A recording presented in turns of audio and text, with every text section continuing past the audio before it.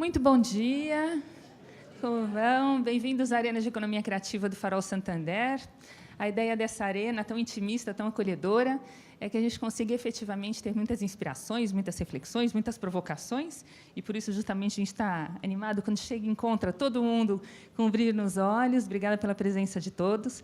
Meu nome é Ana Carla Fonseca e, junto com Alejandro Castanhé, somos sócios-diretores da Garimpo de Soluções.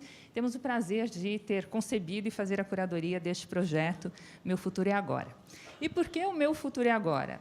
Na verdade, o que a gente quis trazer para esse projeto é muito do que o próprio edifício representa. Alguém já passou pelo andar de memória? Já passaram? Ah, imperdível.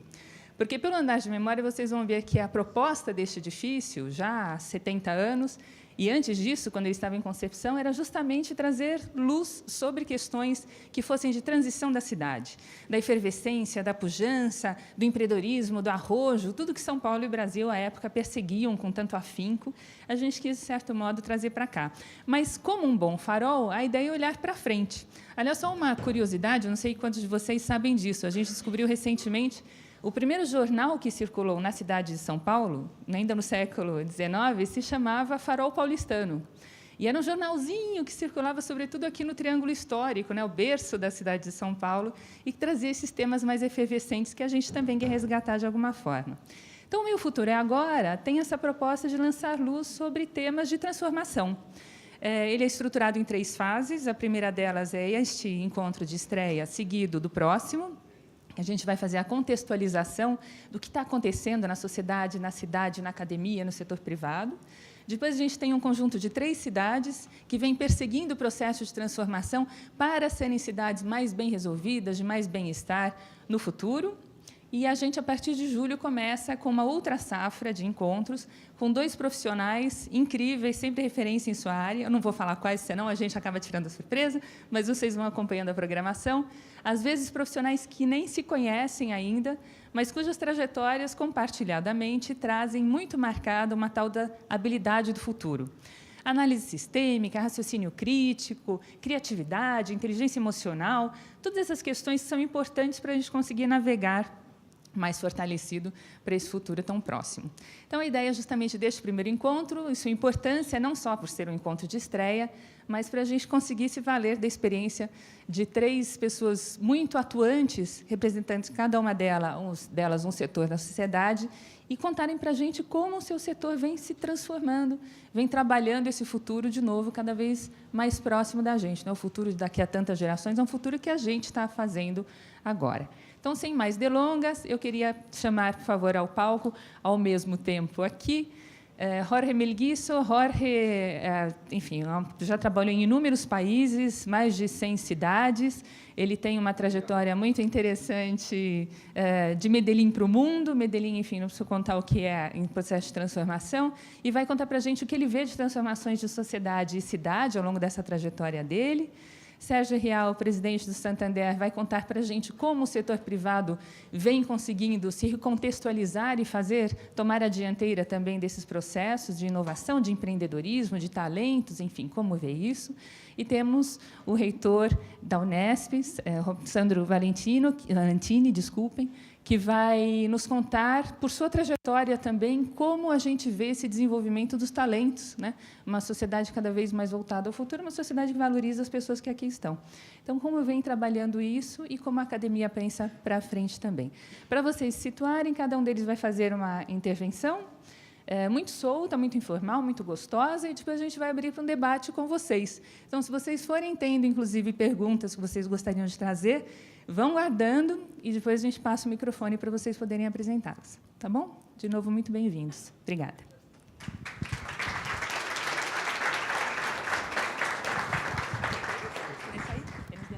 Bueno, buen día. Es lo único que diré en portugués. Tienen los aparatos de traducción, si a alguno le hace falta. Y bueno, encantado, Sergio, encantado, Sandro, de estar acá con ustedes. Muchas gracias al Banco Santander por esta invitación y en especial por este sitio. Lo acabo de conocer, había caminado por acá en algunos viajes anteriores de Sao Paulo y siempre me llamaba la atención este edificio por su historia. Y encontrarlo hoy con la ocupación que tiene de este proyecto de emprendimiento, de este proyecto de entretenimiento, de este proyecto de cultura, me parece fundamental. Parte de la recuperación de los centros de ciudad que estábamos hablando hace un momento pasa por este tipo de proyectos, por volverles a dar a estos edificios la esencia que tuvieron, que fue la construcción de futuro, que fue la construcción de otro tipo de sociedad. Entonces, bueno, encantado. Y como decía Ana Carla, les recomiendo pasar por el piso 2, 3 del proyecto de memoria. Impresionante el video del piso 2 sobre este edificio y sobre su importancia, su significado para el centro de Sao Paulo y para este país. Con Ana Carla y con Alejandro de Garimpo de Soluciones nos conocemos hace un buen rato y cuando me invitaron me pusieron dos desafíos. Compartir con ustedes, rector de una universidad pública, presidente del Banco Santander, y ese desafío es muy difícil por la formación de ustedes y por el interés que pueda tener el público en los proyectos de emprendimiento, de economía, pero el segundo desafío fue más difícil todavía. Me dijeron que no hablara de Medellín, que intentara no hablar de Medellín. Yo vengo de Medellín, nací en Medellín, tengo 55 años, casi 56, en 20 días cumplo 56, y Ana, que está por aquí, Ana, que está allí, que es de Medellín, trabajamos en la alcaldía de Medellín hace unos años, sabe lo difícil que sería para mí no hablar de Medellín. Entonces, intentaré no hablar de Medellín, pero haré alguna referencia a la ciudad cuando hablemos de transformación de ciudades. Hace 7 años me dedico a andar por Latinoamérica, compartiendo experiencias de transformación de nuestra realidad en Medellín y buscando la transformación de ciudades, buscando la transformación de sociedades. Y he dicho básicamente que el desafío que tenemos hoy en Latinoamérica pasa por la construcción de una nueva sociedad, de una sociedad de la que nosotros seamos más conscientes del significado que tiene que tener. Estamos en el continente más inequitativo del mundo, Latinoamérica. Estamos en Latinoamérica en la zona de mayor tasa de muerte violenta en el mundo, triplicamos otros continentes y algo estaremos haciendo mal todos como sociedad para que la inequidad, para que la violencia sean parte de esas marcas de continente. Hace un momento, en la conversación que teníamos entre nosotros y viendo el video de memoria, salieron 2 o 3 palabras claves. Lo que este edificio significó, lo que Sao Paulo significó, Sao Paulo como marca para el mundo hace 100 años, Sao Paulo como innovación, Sao Paulo como desarrollo. Y coincide muy especial, yo hice unas notas y retomaré algunas cosas de estas notas, unas palabras que transforman la sociedad. Y dije, viniendo, ¿qué puedo poner frente a la academia y qué puedo poner frente a la empresa privada? ¿Qué puedo poner frente a ustedes? Yo creo que lo que hay que poner hoy son las palabras con las que nos queremos o nos deberíamos identificar en el futuro de Brasil, en el futuro de Colombia y en el futuro de Latinoamérica. Las palabras que nos ayuden a definirnos, las palabras que nos ayuden a nombrarnos, para que no sean esas palabras, violencia, corrupción o inequidad, la que nos definan como sociedad.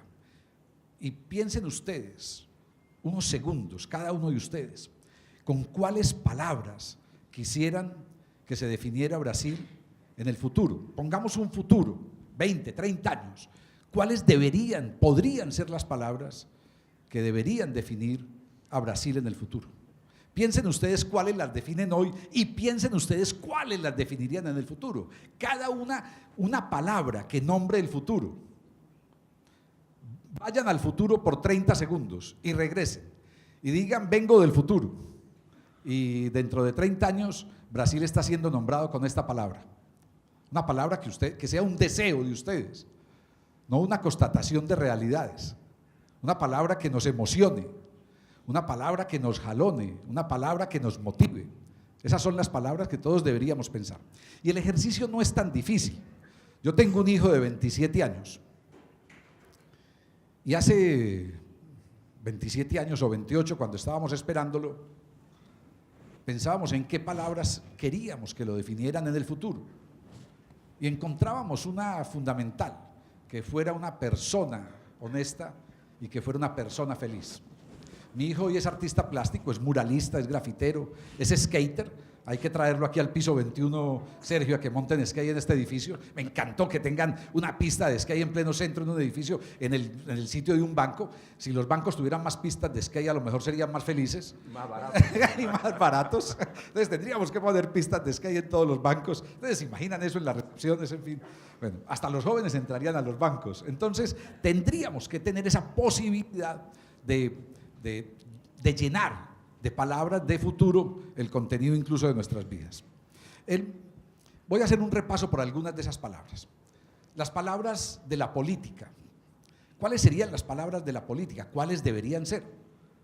Yo les propongo 3 palabras para la política: la esperanza, los hechos y los símbolos.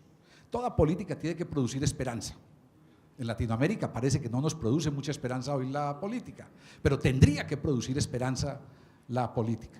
Ese es el fin de la política bien pensada, no de la politiquería, no del aprovechamiento privado de los recursos públicos, sino de la política en su esencia, que sería convertir en derechos lo que hoy para muchos son favores y privilegios. Entonces es la construcción de la esperanza traducida en hechos, tiene que traducirse en hechos, y si algunos de esos hechos tienen un carácter simbólico, eso es lo que le genera un valor agregado a la sociedad. Este edificio, por ejemplo, tiene un carácter simbólico en su historia. Recuperar ese carácter simbólico con un uso intensivo frente al emprendimiento, el entretenimiento, la cultura, recupera también ese carácter simbólico de una ciudad. 4 palabras para la gestión pública. Yo fui secretario de Cultura de Medellín, fui secretario de Desarrollo Social de Medellín, y durante esos 7 años en la alcaldía de Medellín, encargado incluso del manejo de la ciudad por temporadas, en reemplazo del alcalde, pensaba cuáles son las palabras que tendrían que definir a un funcionario público, a un gestor público, a un alcalde, a un gobernador, y creo que son 4, muy sencillas: conocer, reconocer, valorar y potenciar lo que ya existe.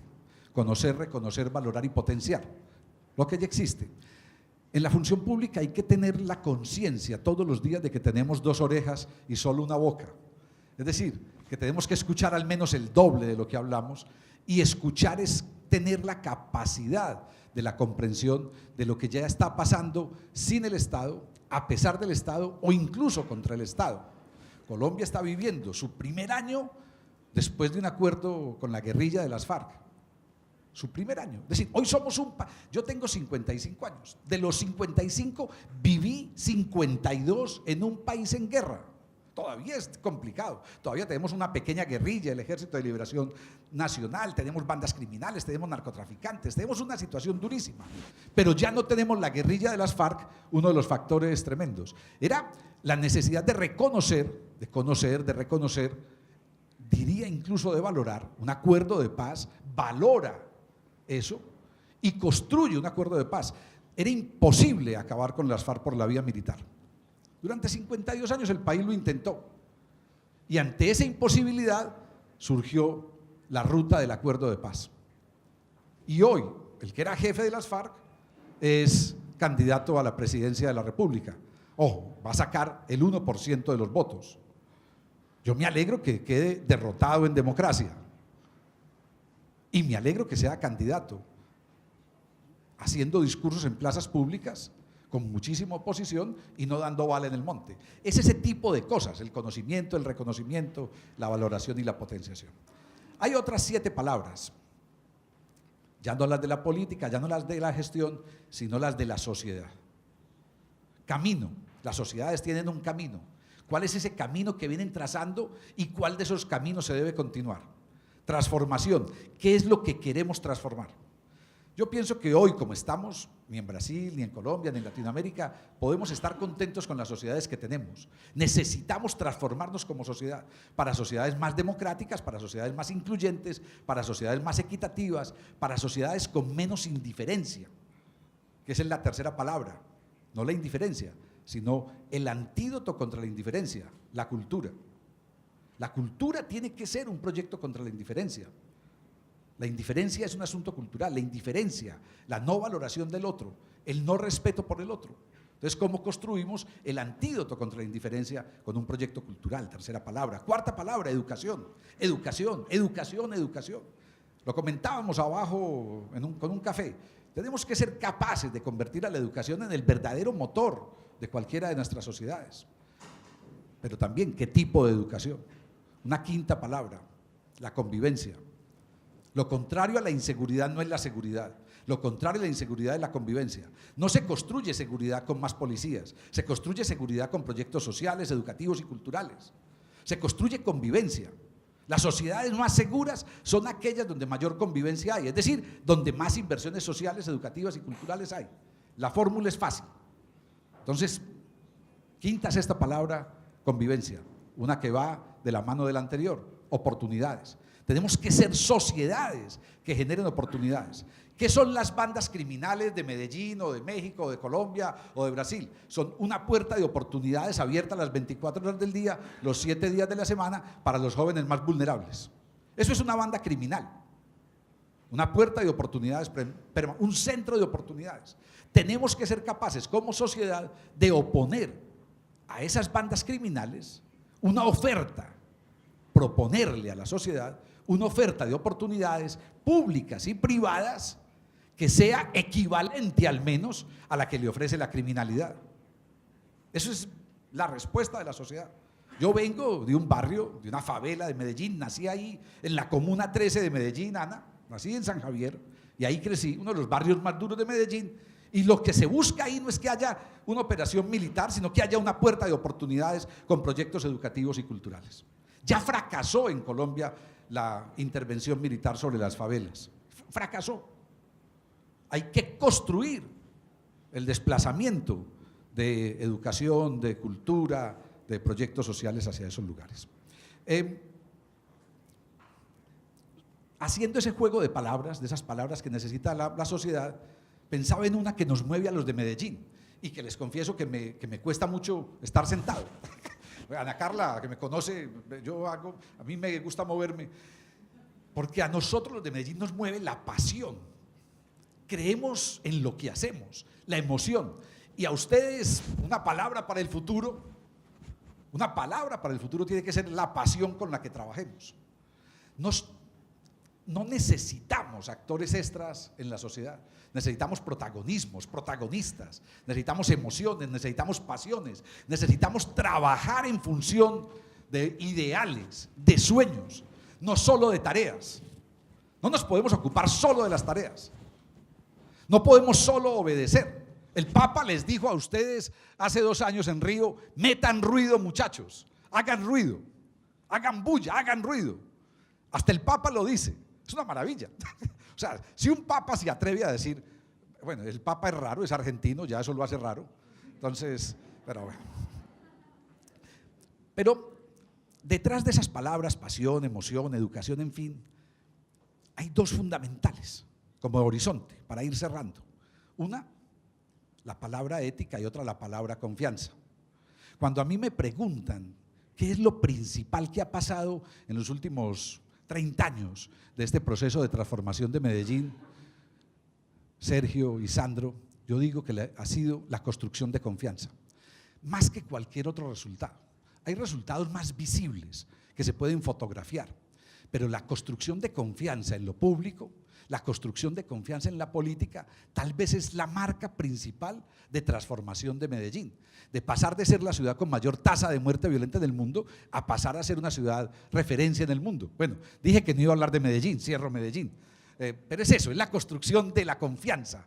Necesario que construyamos confianza en lo público, pero es que esas 2 palabras, ética, confianza, me llevan también a responsabilidad social, y no puedo evitar hablar de eso invitado por Santander, y es: hay que dejar a un lado, hay que apartar la responsabilidad social empresarial. No sigamos hablando de responsabilidad social empresarial, hablemos de responsabilidad social, hablemos de responsabilidad política, hablemos de cómo las empresas privadas ayudan a la transformación de las sociedades. Un empresario suizo dijo hace años que no puede haber empresas exitosas en sociedades fracasadas.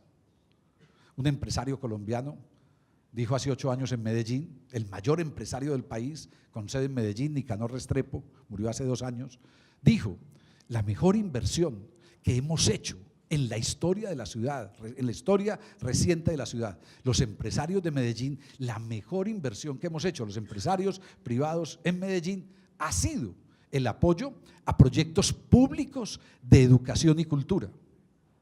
Porque nunca, como antes, la ciudad se había convertido en una ciudad tan competitiva. Es decir, hoy es un mejor escenario. Medellín pasó de ser el infierno de Colombia, la ciudad con mayor desempleo, la ciudad con mayor corrupción, la ciudad con mayor tasa de violencia del mundo durante 20 años, a ser la ciudad con mejor calidad de vida. Bueno, dije que no iba a hablar de Medellín. Entonces, esa parte bórrenla, quítenla, no hable de Medellín. Y esas palabras me llevaron a otra, la responsabilidad social, desarrollo humano y desarrollo social. ¿Qué tipo de sociedad queremos? Esas palabras que les propuse que pensaran al principio. Piensen ustedes, 100 personas que caben en este recinto. Piensen cada uno una sola palabra con la que quisieran dentro de 30 años representarse. Entonces, ¿qué tenemos que hacer hoy? ¿Qué tenemos que empezar a hacer hoy? ¿Qué tenemos que fortalecer hoy? ¿Qué tenemos que potenciar hoy para que esa palabra sea realidad durante 30 años? Como con mi hijo. ¿Qué quería yo que fuera mi hijo? Una persona honesta, una persona feliz. ¿Qué hice durante 27 años para que mi hijo hoy sea una persona honesta, una persona feliz, además de grafitero, director de arte en cine? O sea, se dedica a lo que le gusta. ¿Qué hice yo para eso? ¿Cuál fue el ejemplo que le di? ¿Cuál fue la formación que le di? ¿A qué sitios lo llevé? Me gustaba más ir a los parques que a los shopping. Por cierto, ¿con qué imaginario puede crecer un niño que solo va los fines de semana a los shopping? No me explico. O que vive en medio de la ostentación. No me explico. Es decir, ¿qué tipo de valores trabajamos para ese desarrollo humano, para ese desarrollo social? Valores personales y valores colectivos. ¿Qué tipo de sociedad queremos? Iba a decir en Medellín, pero no, en cualquier parte. Podemos decir que lo que tenemos que definir es qué tipo de sociedad queremos y a partir de esa definición, de ese acuerdo colectivo, empezar a trabajar los proyectos urbanos, los proyectos sociales, los proyectos educativos y los proyectos culturales que queremos que nos conduzcan hacia esa sociedad. Quiero una ciudad pensada más en las personas o en los autos.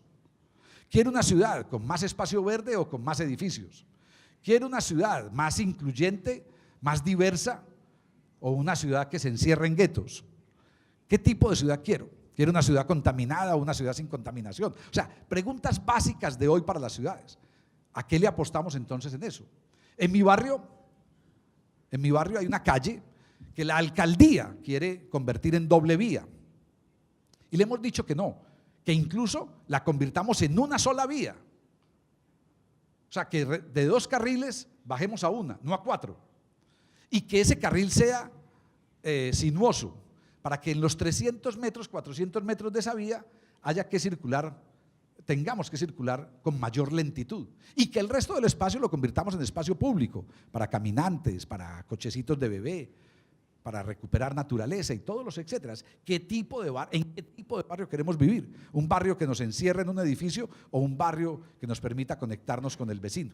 En fin, alrededor de estas palabras me fui a una última palabra. Llegué a una palabra, que es la que les propongo hoy, la palabra dignidad. Dignidad. Toda mi vida he trabajado con proyectos sociales, toda mi vida. Fui un activista en mi barrio desde los 13 años, en esa favela, en la Comuna 13 de Medellín. Fui un activista en la universidad, estudié en la universidad pública, un activista de proyectos sociales. Dirigí ONGs 14 años, trabajé 7 años con el gobierno de la ciudad, ayudé a crear un movimiento cívico que se llama Compromiso Ciudadano, que hoy tiene a el que fue nuestro alcalde, Sergio Fajardo, como candidato a la presidencia, encabezando siempre en los primeros lugares de las encuestas y podría ser el presidente el próximo mes de mayo o en junio en la segunda vuelta. Es decir, ayudamos a transformar desde muchos lugares, desde ese activismo social, desde esa comprensión distinta de la educación, en fin, pero con una palabra que hoy encuentro que es lo que ha permeado, la que ha estado presente en todos estos lugares y en todos estos años, y es la palabra dignidad. Piensen ustedes, si le aplicáramos la palabra dignidad a nuestros propios proyectos, si le aplicáramos la dignidad a nuestras propias emociones, si le aplicáramos la dignidad a nuestro trabajo, si pensáramos en la dignidad, en qué dignidad tiene que tener lo público, la construcción de lo público como un espacio digno, el espacio público digno, la educación pública digna, la salud pública digna, el transporte público digno, la cultura, la educación, las herramientas fundamentales para desarrollarnos como personas y como sociedad deberían tener todas una dignidad. Todo lo público debería tener la dignidad que nos permita pensar que es un elemento común para toda la sociedad. O sea, el mínimo común denominador, el elemento común de toda una sociedad debería ser lo público. Lo que cada uno luego agregue por iniciativa privada sería un valor adicional, pero lo público debería ser el sentido igualitario o el sentido dignificador de una sociedad. El acceso al mejor transporte público, el acceso a la mejor educación pública, el acceso al mejor espacio público, el acceso a lo público como una construcción de sociedad. Si eso público es de altísima calidad, si eso público tiene en la palabra dignidad su razón de ser, pues yo creo que estaríamos construyendo ese futuro. Y como dice este evento, que el futuro, llegar al futuro antes de que el futuro nos alcance, antes de que el futuro llegue. Yo creo que nosotros en Latinoamérica tenemos un imperativo ético, empezar a pensar como sociedad en qué tipo de cosas nos hemos estado equivocando para que el resultado sea el que hoy tenemos y empezar a construir con algunas de esas palabras y con otras que ustedes puedan proponer una sociedad diferente que nos permita que ese futuro sea muchísimo mejor para toda la sociedad y no solo para unos pocos. Muchísimas gracias.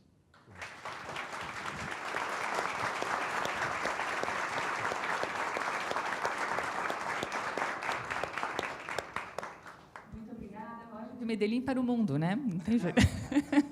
Muito obrigada. Sérgio, por favor. Então, meu muito bom dia. Jorge, parabéns pela primeira intervenção. Então, é um prazer estar aqui com vocês. Algumas caras eu conheço, não todos. Falar do futuro, para mim, é altamente aliciante. Primeiro, eu vou fazer um disclaimer que eu sou uma pessoa otimista, porque eu acho que eu nasci num Brasil claramente pior do que o Brasil é hoje. Eu sei que pode parecer, para muitos de nós, até uma falácia, porque muita esperança foi perdida, mas eu garanto a vocês, sob o ponto de vista estatístico, em várias dimensões, até pelo fato de expectativa de vida, até o fato de alfabetismo, até o fato de oportunidades, nós temos hoje, em 2018, um país melhor daquele que eu nasci em 1960. Tendo dito isso, poderia ser muito melhor. E o desafio dessa grande oportunidade, custo de oportunidade, o futuro faz com que, o que está acontecendo no mundo, faz com que esse custo de oportunidade se torne a cada dia um custo maior. E falemos um pouquinho do mundo, porque nós estamos inseridos num planeta, um país que, tradicionalmente, eu nasço num país muito fechado. Você nasceu no Brasil em 1960 e alguém que nascesse em Delhi, em Nova York e Londres, eram mundos completamente diferentes em acesso à educação, em acesso à cultura, em acesso à informação. Em 2018, essa diferença já não é tão grande como era em 1960. Sempre pode existir, porque a tecnologia veio fazer uma transformação democrática que nunca na história do homem a gente viu acontecer. Mas o que acontece em 2018? Nós, como planeta, vivemos muito mais tempo. Eu nasci numa década em que a expectativa de vida no Brasil não ultrapassava 60 anos.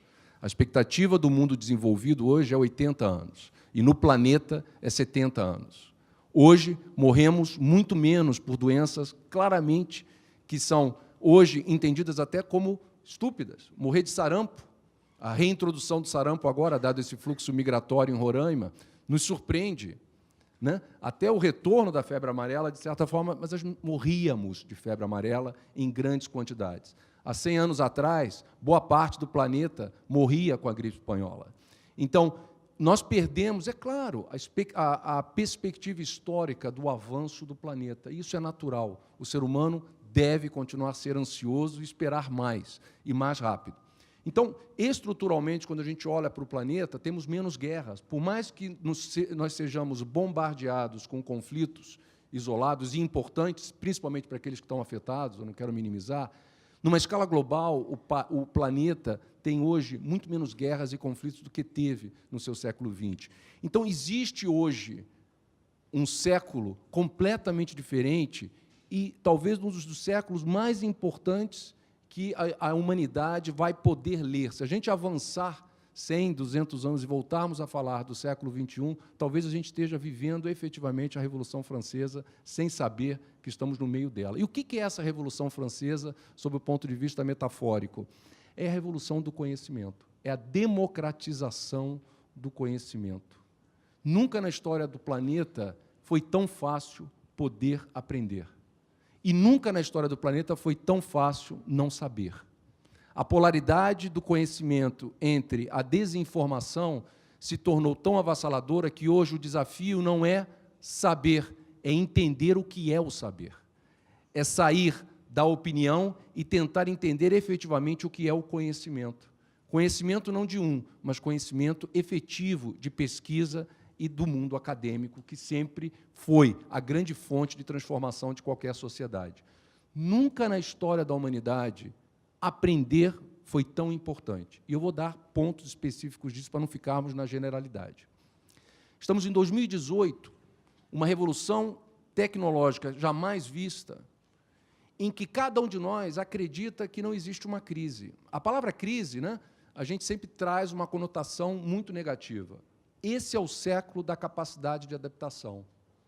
Uma das palavras que o Brasil deveria assumir no futuro é a nossa capacidade de nós nos reinventarmos. Nenhum país na sua história foi capaz de se reinventar tantas vezes, tão rapidamente e com esperanças renovadas. Obviamente, eu consigo entender que nos últimos anos essa esperança foi absolutamente combatida, nos amassaram, mas ela volta, porque é da nossa essência de readaptação.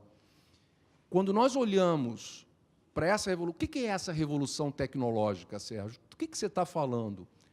Durante muitos anos, o planeta veio investindo na transformação e na velocidade de coisas fundamentais do saber. Quando nós falamos de algoritmo, nada mais é do que a democratização da matemática que vem nos libertar de funções repetitivas.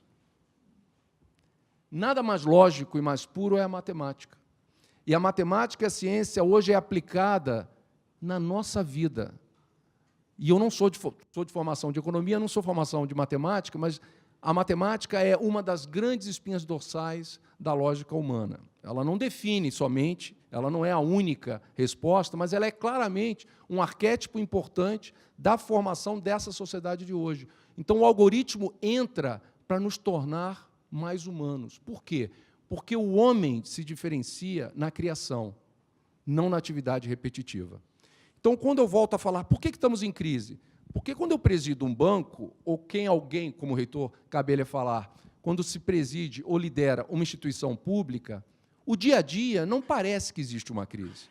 O banco fecha, o banco abre, o banco faz coisas certas, o banco faz coisas erradas, pode fazer sempre melhor, mas não existe, e a crise se instalou. E como é que ela se instalou? Se instalou porque, hoje, a tecnologia fez com que o consumidor, cada um de nós, passássemos a ser os detentores de modelos de negócios que até então estavam dentro da empresa. O que eu quero dizer com isso? Antigamente, alguém que trabalhava no banco quase que esperava uma certa deferência. Não é? Quer dizer, o gerente, ele, de certa forma, foi criado num ambiente, não estou falando de 200 anos, num ambiente em que havia uma certa deferência, porque ele tinha um poder, ou ela tinha um poder, naquela altura mais eles do que elas, um poder sobre aquele financiamento, etc. Esse processo mudou drasticamente, Esse poder, hoje, está na mão do consumidor. E esse poder é irreversível, não só no que diz respeito na relação com o banco, com qualquer outro setor. Então, a democratização do processo decisório foi o maior processo transformacional da sociedade moderna, em que, efetivamente, isso é importante, o indivíduo passa a ser o protagonista dos modelos econômicos. O que coloca, eu vou tocar nisso rapidamente, o que coloca um desafio muito grande, qual é o papel do Estado nessa sociedade em que existe esse, talvez, protagonismo excessivo, ou não, dependendo da sua lente, do indivíduo. Eu falando do indivíduo de uma forma geral. Essa crise ela está acontecendo todos os dias, porque hoje vocês votam, nós votamos, eu me insiro, todos os dias pelas empresas, pelos produtos e serviços que compramos. Votamos em adquirir, em fazer, como também votamos em não adquirir e não fazer, por não identidade, por não entrega, por não consistência, inclusive com nossos valores pessoais.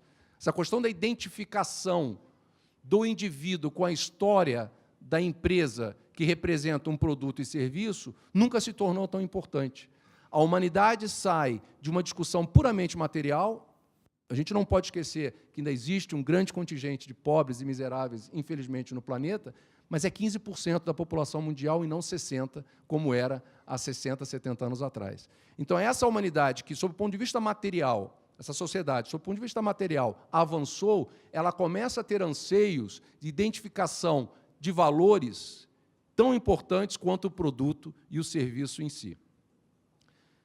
Numa organização como a nossa, como qualquer outra organização, como fazer um processo de transformação quando a crise não é tangível e quando as pessoas que estão aqui, inclusive eu, foram criadas e formadas em décadas, em modelos de negócio completamente diferentes daqueles que estão surgindo, que são hoje, porque o futuro já chegou hoje. Autenticações em caixas de banco caem 2 dígitos a cada ano, ou seja, cada vez menos há a necessidade de você ir ao banco pagar uma conta. Parece óbvio.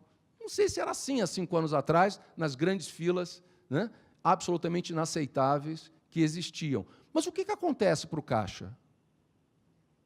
Qual é a resposta da empresa para esse caixa? No nosso caso, 6.500. A resposta é a responsabilidade social dessa empresa em entender que isso já chegou e começar a trazer o aspecto da educação como uma única alavanca possível de progresso nessa sociedade digital. Se antes a educação era importante, quando eu me formo e participo de um processo fruto de escola pública, era importante, hoje é exponencialmente mais importante, porque quanto mais básica a educação for hoje, mais difícil será a nossa empregabilidade a longo prazo. Vou dar outro exemplo.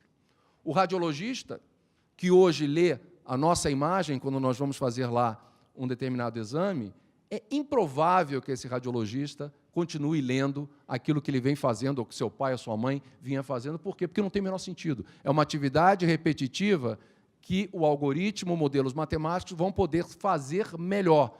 Ele vai continuar existindo, mas o nível de profundidade e tecnicidade desse radiologista muda a partir de agora. E se esse radiologista não consegue interpretar o século em que ele está inserido, ele claramente, principalmente se ele for mais jovem, daqui a 20, 25 anos, o desafio de empregabilidade para essa pessoa é muito grande. E aqui se coloca o grande desafio, entre outros, eu vou voltar a falar da questão da crise, como fazer essa transformação, também para o setor público. Porque esse mesmo consumidor passa a ter uma relação com o setor público mais veloz, com maiores expectativas, com maior transparência e exigindo níveis de qualidade de resposta que até então a sociedade como um todo, de certa forma, tolerava. Isso mudou. E o desafio da transformação do setor público é muito maior do que o desafio no setor privado. Por quê?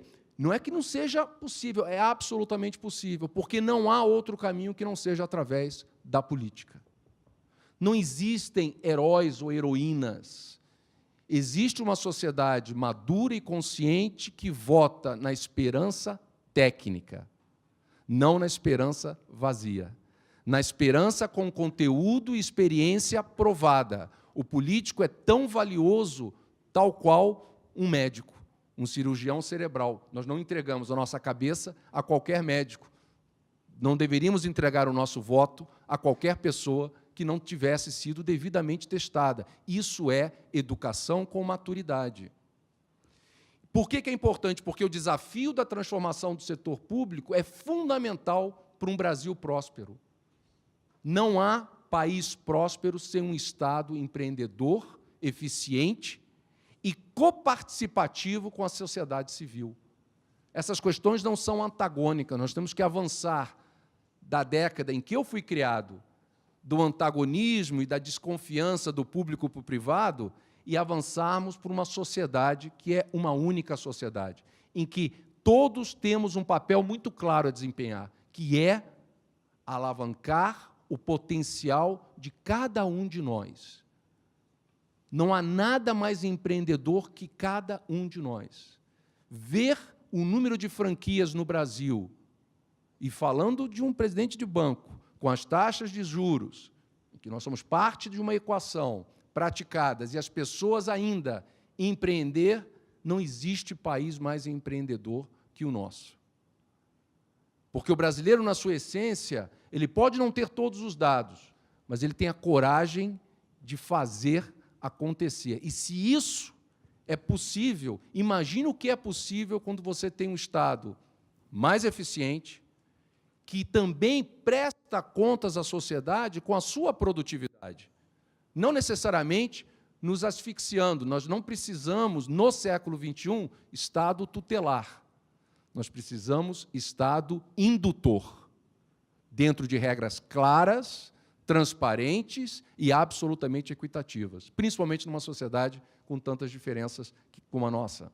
Voltando à questão da crise, então, por que é difícil para o setor público? Porque aqui também ele passa pelo processo político e passa pela coragem de um processo de médio prazo. Não há solução de curto prazo. Não há, e há, obviamente, uma série de amarras legais que dificultam a questão da produtividade no setor público e no setor privado. Qual é o meu desafio? Como dizer para um bancário que aquela função caixa ela deixa de existir, mas as pessoas podem ocupar outras funções que começam a acontecer. Existem profissões que surgem hoje, que na época que eu comecei na área financeira não existiam. Então, por exemplo, gestão de dados. Eu sou da época do bibliotecário. Esse bibliotecário que existia na minha época se tornou o que nós chamamos Chief Data Officer. Quer dizer, é a pessoa que faz a grande gestão do Data Lake, da armazenagem de dados que existe em cada empresa. Isso é importante? É importante. Vou dar um exemplo concreto de como é que isso é importante. Em 2013, a Amazon, que todo mundo já ouviu falar, ela valia na Bolsa aproximadamente 130 bilhões de dólares. Hoje, a Amazon vale 750 bilhões. Deve tocar 1 trilhão, o que é algo muito próximo a 40% do PIB do Brasil. O que a Amazon tem? O que a Amazon produz? Quando você para refletir, o que a Amazon exatamente faz? Eu digo o que ela faz. Ela tem um modelo logístico imbatível, consistente, ela tem um modelo de transparência daquilo que acontece no momento que você interage com ela, imbatível, e ela tem uma coisa espetacular, que ela passa a falar com você a partir da interação sua com eles. Ela consegue definir o teu padrão de consumo, ela consegue ver aquilo que você talvez precise e que você não pensou. Ela faz um processo ativo de venda contínua e você sabe o seguinte, você sabe que se pedir, chega na hora, o preço é correto, não só correto, melhor do que qualquer estrutura física de qualquer outro negócio. O que ela fez? Desconstruiu as grandes lojas de livros do planeta. O que ela começa a fazer agora? Começa a atacar o setor de distribuição de supermercados. Ela compra uma das grandes cadeias de supermercados americanas, a Whole Foods, e pela primeira vez na história recente do Walmart, eles não entregam os resultados, porque a compra de comida através de plataformas digitais começa a ser absolutamente mais importante nas sociedades mais desenvolvidas. Por quê? Porque nós todos começamos a ter alguns sinais muito claros. Nós queremos conveniência a toda hora e a todo momento. A interação humana, que aí eu falo, talvez, como saudosista da década de 60, eu sou da época do Peace and Love, mas a interação humana, ela se tornou um custo. Quando o WhatsApp foi impactado por decisão judicial no Brasil, boa parte do desespero é que as pessoas tinham que falar, tinham que ligar. Mas essa é uma tendência irreversível, que é, por um lado, a multiplicação e a velocidade das interações e relações comerciais, por outro, de uma certa forma, a diminuição um pouquinho de cada um de nós como seres inteligentes e capazes de criar. Nós não conseguimos criar atrás de uma tecnologia e muito menos atrás de um algoritmo. A gente cria na interação humana, por mais difícil que ela seja. E a tecnologia, obviamente, claramente traz esse grande desafio dessa interação. Para uma empresa como a nossa, como transformar, quando a crise não é aparente, é falar de que é pontuar claramente onde a crise está. Vou dar um exemplo. Quantos de nós alugaríamos um carro se o preço desse carro fosse aceitável para não ter que pagar IPVA, não ter que discutir multa você ainda vai ter que discutir alugando, mas não ter que ficar preocupado na revenda. Se o Brasil mantém taxas de juros baixas, é muito provável que muitos de nós comecem... Primeiro, quer ou não quer ter carro? É a primeira pergunta. E aqueles que decidirem, por qualquer razão, de ter carro, talvez você não precisa ter o domínio do carro. É o século da desmaterialização. E isso tem implicações para quem? Tem implicações para a indústria automobilística? Lógico. Lógico. Estão pensando o que vai acontecer. Tem implicação, tanto os Ubers da vida é um outro grande exemplo também desse processo transformador que eu não vejo como ameaçador, eu vejo como uma grande oportunidade. Mas olha o que era interessante. Eu sou da época em que um motorista de táxi, na década de 60, 70, talvez tenha completado, talvez, muitos deles, primeiro grau. Hoje nós temos universitários dirigindo Uber. Eu volto naquele ponto da educação. Aquilo que nós julgávamos ser educação, ok, já tem um nível universitário e, portanto, minha empregabilidade, esqueçam, é muito pouco. A necessidade da especialização se tornou absurda. Esse radiologista vai saber de algo que só ele ou muito pouca gente vai saber. Perder tempo em lendo radiografia, ele não vai fazer. E põe um desafio, aqui já de certa forma provocando o nosso querido reitor, eu sou fã do reitor Sandro, que nós temos universidades espetaculares, mas ainda em plataformas universais. O que eu chamo de plataformas universais? Todas fazem as mesmas coisas. E por que todas têm que fazer as mesmas coisas? Por que não procurarmos a ter um nível de especialização natural, seja pelo seu corpo docente, seja pela sua pesquisa, e não necessariamente ter que cobrir tudo? A universidade e o mundo acadêmico, junto com o setor privado, são peças fundamentais. A produção científica, fora o que eu chamo da necessidade de incubação, olhar para frente, ela também tem que estar interligada à demanda dessa nova sociedade que existe hoje. Não adianta produzir só coisas que sejam por interesse puramente acadêmico. É importante a incubação, que eu chamo de incubação, mas só ela não é suficiente. E na indústria privada, no mundo privado, nós temos que cada vez mais saber o que você efetivamente... E esse é o grande desafio do setor privado, é tentar entender quais as grandes tendências de que esse consumidor, como ele reage em relação ao carro e como você reage na tua interação com o banco ou qualquer instituição financeira. A grande oportunidade, gente, é que tem tudo para ser feito. Eu sou infinitamente otimista. Voltando na questão, eu dou esse exemplo. Para um cliente, a experiência de um banco na tomada de um crédito imobiliário é quando o dinheiro está na conta, ou quando você tem a carta de crédito. Como é que funciona banco? Você tem uma esteira, cada esteira tem um comprometimento do que fazer durante dias. Eu posso garantir a vocês que cada uma dessas células cumpre o seu acordo, que nós chamamos de SLA, para a produção daquele processo de crédito imobiliário. Mas, sob o teu ponto de vista, não adiantou nada, porque se está levando 60 dias, se não 90, a sua vida não ficou mais fácil quando você precisa de uma carta de crédito. A tecnologia vem para acabar com tudo isso, desconstruir tudo isso. Tendo feito isso, então, eu vou terminar, que a gente pode falar, então, nós vivemos num século extraordinariamente excitante, cuja crise está aqui, e é uma crise do bem, porque ela tem um aspecto de erosão do que é o legado, e tem, em paralelo, um aspecto de construção de uma nova sociedade, onde o maior pilar, no meu entender, será o conhecimento. E, com isso, eu passo, então, a palavra ao nosso querido reitor, Sandro. Obrigado.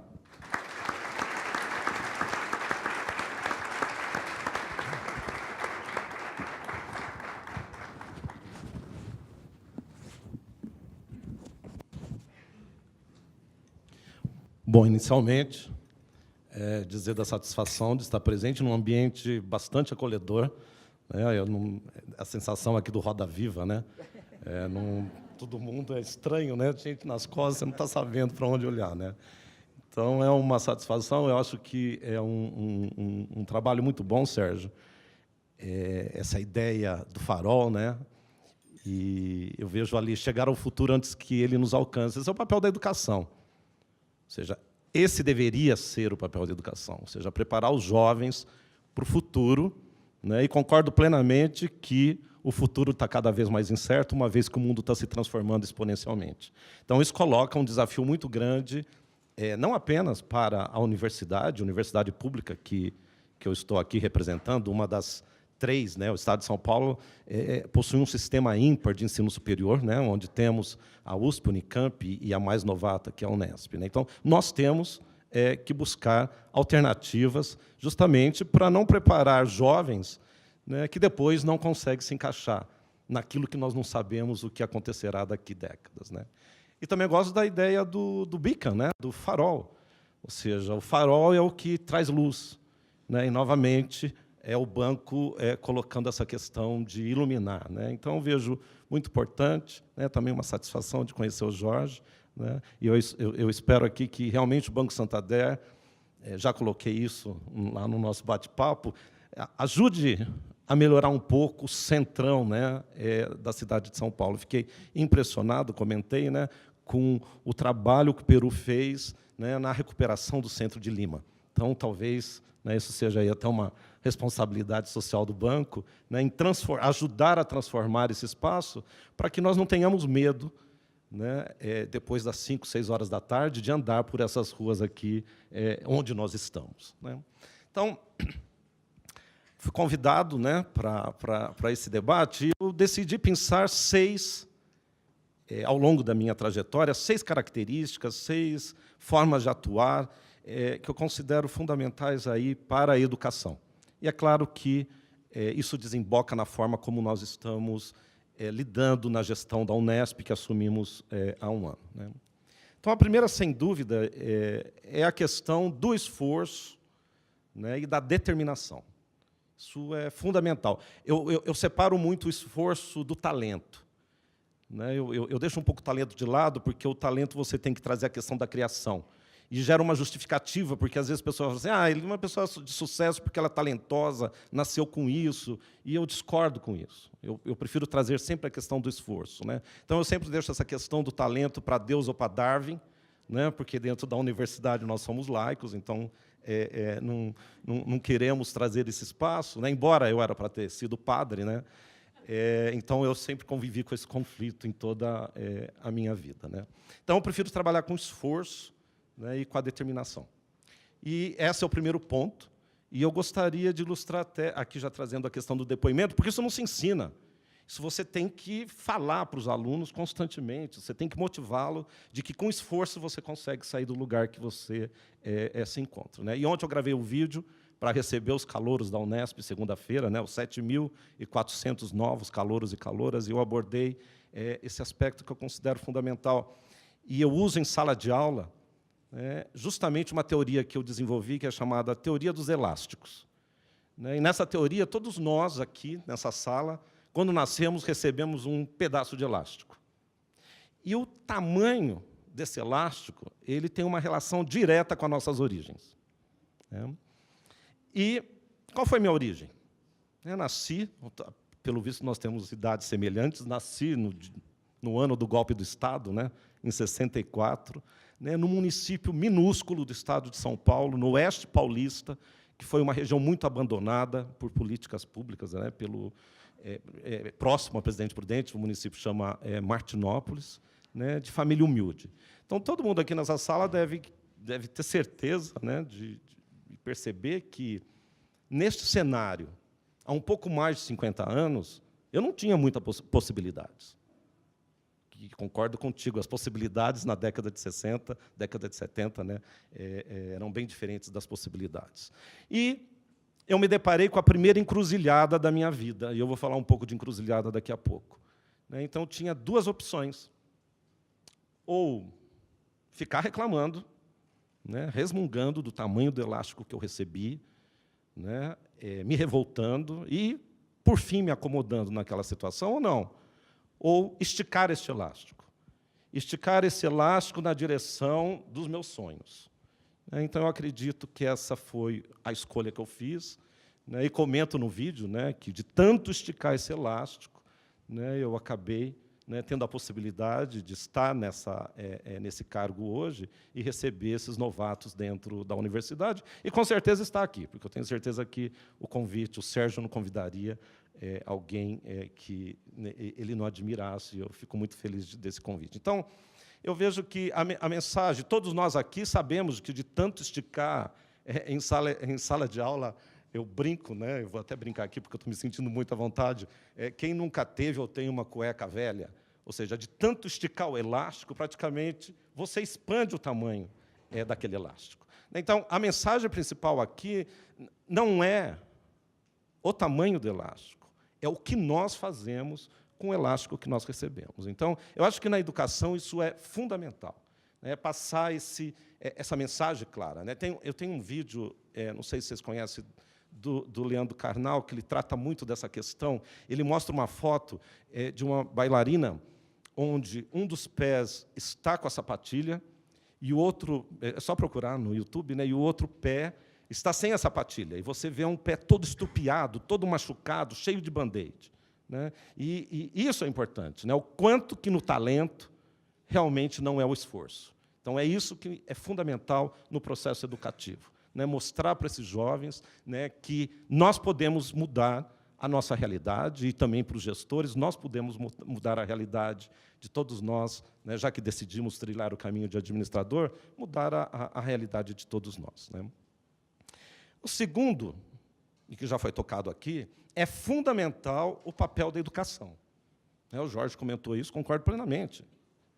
E estou falando aqui não só da educação superior, estou falando principalmente da educação fundamental. Então, naquele cenário que eu tinha, na década de 70, né, que eu tinha dificuldades, mesmo que eu tivesse ali a determinação, a vontade de sair daquela situação que estava posta para mim, pelo nascimento, da onde eu estava, né, se eu não tivesse escolas de qualidade, se eu não tivesse mestres de qualidade, eu não teria conseguido sair do lugar. Né?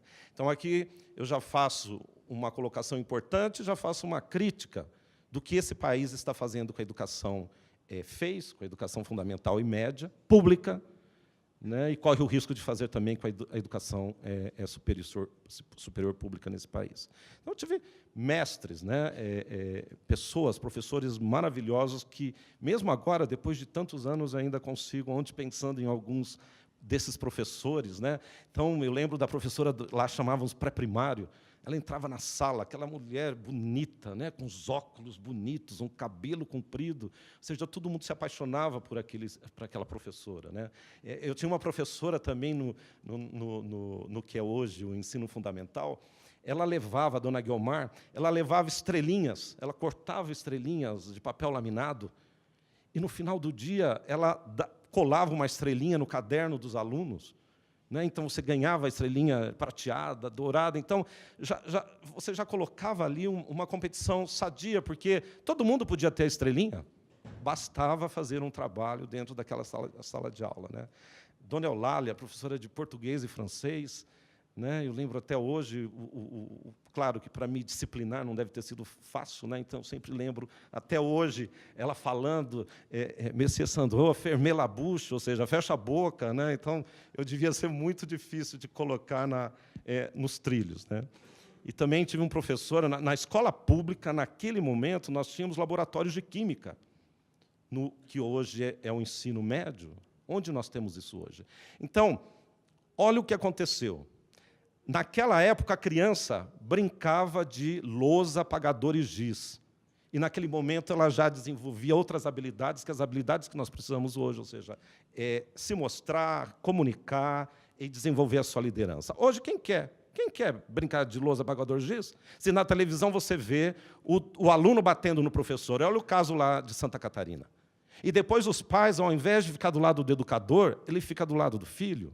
Então, muita coisa aconteceu. E muito se deve justamente pelo aviltamento da carreira desses professores de ensino fundamental e médio. Ou seja, não vejo que apenas é a questão do salário, mas eu vejo muito pela questão de que não soubemos criar carreiras e desenvolver esse servidor público e promover apenas aqueles que realmente se entregam para o seu papel para o Estado.